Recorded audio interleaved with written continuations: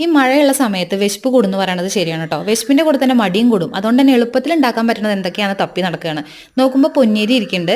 ഒന്ന് തിളച്ചിട്ട് 5 മിനിറ്റ് അടച്ചു വെച്ചാൽ തന്നെ ചോറ് റെഡിയാണ്. അത്ര എളുപ്പത്തിൽ വേവണ അരി. പിന്നെ നോക്കുമ്പോൾ കടച്ചക്ക കൊണ്ട് ഉപ്പേരി ഉണ്ടാക്കി. ഉപ്പേരി എന്ന് പറഞ്ഞാൽ മസാലയോ വേറെ ഉള്ളിയോ ഒന്നും ചേർക്കേണ്ട ആവശ്യമില്ല. കടുകൊന്ന് വറുത്തിട്ടിട്ട് പച്ചമുളക് കീറിയിട്ടിട്ട് ഉപ്പിട്ട് വേവിച്ചെടുത്ത കടച്ചക്ക. മിക്സഡ് വെജിറ്റബിൾ പിക്കിൾ, ക്യാരറ്റും ബീട്രൂട്ടും പാവയ്ക്കയും മാങ്ങയും അതുപോലെ ഒരു കഷ്ണം നാരങ്ങയും കൂടി ചേർത്ത് ഉണ്ടാക്കിയിട്ടുള്ള പിക്കിൾ. നോക്കുമ്പോൾ ഒരു പാവയ്ക്കുണ്ട്, അത് മെഴുക്കുരട്ടിക്കും തികയില്ല, തോരൻ തികയില്ല. അതുകൊണ്ട് അതിനെ വട്ടത്തിൽ മുറിച്ച് ഉപ്പ് പുരട്ടി ഒന്ന് വെളിച്ചെണ്ണയിൽ വറുത്തെടുത്തു. പിന്നെ ഉണ്ടാക്കിയിട്ടുള്ളത് പുളിശ്ശേരിയാണ്. മഴയും പുളിശ്ശേരിയും ഒരു ഒന്നൊന്നര കോമ്പിനേഷനാണ്. ഇതിന്റെ റെസിപ്പി ഇതിന്റെ കൂടെ തന്നെ പറയാം.